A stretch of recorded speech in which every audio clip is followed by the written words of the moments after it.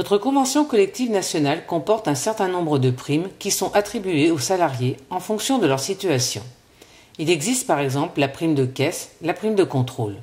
Lors des négociations sur la classification, l'employeur n'a abordé que les primes issues de l'article 23 de notre convention collective nationale et la prime de résultat. Deux primes sont concernées par cet article. La première concerne les permanences d'accueil physique qui est divisée en deux sous-groupes. La prime physique d'accueil dont le montant est fixé à 6% du coefficient d'entrée. La prime d'itinérance qui est attribuée lorsque l'accueil physique est réalisé hors du site habituel. Son montant est fixé à 15% du coefficient d'entrée. La seconde concerne les permanences téléphoniques ou de visio-guichet dont le montant est fixé à 4% du coefficient d'entrée. L'employeur modifie la référence de calcul de ces primes. Il se fera sur le coefficient d'entrée ou sur le coefficient du palier 2 lorsque les salariés auront atteint ou dépassé ce palier. Tous les salariés déclassés seront automatiquement positionnés à minima sur le palier 2. Ils sont 12 303 actuellement niveau 4 ou 5 à se retrouver positionnés au niveau C. Donc, les agents qui peuvent prétendre aux primes de l'article 23 et qui ont été déclassés verront leurs primes calculées sur le coefficient du palier 2. L'employeur n'a pas le choix, car s'il ne mettait pas en place ce nouveau calcul, les salariés déclassés verraient le montant de leurs primes diminuer et donc subir une baisse de rémunération. Les agents aujourd'hui niveau 4, repositionnés dans le projet de l'employeur au niveau C, bénéficieront donc de ce nouveau calcul qui se fera sur le coefficient du palier 2, soit sur le coefficient 248 au lieu de 240 actuellement. C'est 8 points de plus. Mais attention, l'employeur a déjà renégocié à la baisse l'article 23 de notre CCN en 2016. Il a ainsi exclu tous les emplois en contact avec le public qui étaient niveau 5 ou plus et établi une liste exhaustive des emplois génériques ouvrant droit à ces primes.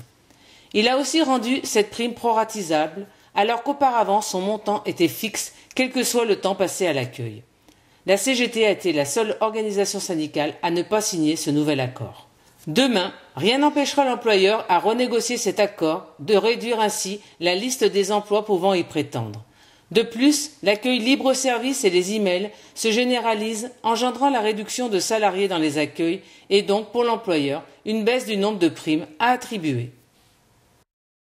Aujourd'hui, cette prime se calcule sur les coefficients d'entrée de l'emploi et peut être égale au maximum à un demi-mois de salaire. L'employeur souhaite réserver cette prime à un plus grand nombre de cadres. Il étend donc son bénéfice aux cadres qui seront positionnés dans son projet au niveau G. Si l'employeur n'élargissait pas les attributaires de la prime de résultat au niveau G, tous les cadres déclassés sur ce niveau ne pourraient plus y prétendre. Tous les cadres déclassés verront le calcul de cette prime s'effectuer sur un coefficient d'entrée inférieur à l'existant, donc leur prime serait minorée. Pour résoudre cette situation, l'employeur propose de modifier la base de calcul de la prime de résultat. Cette dernière se ferait sur les coefficients des différents paliers. Lorsqu'il s'agit des primes des employés, la base de calcul se fait au maximum sur le coefficient du palier 2, alors que pour les cadres, qui se situent au niveau G, H ou I, cette base de calcul s'effectue sur le coefficient de l'ensemble des paliers. Pour autant, malgré ce bidouillage, les cadres verront leur prime baisser.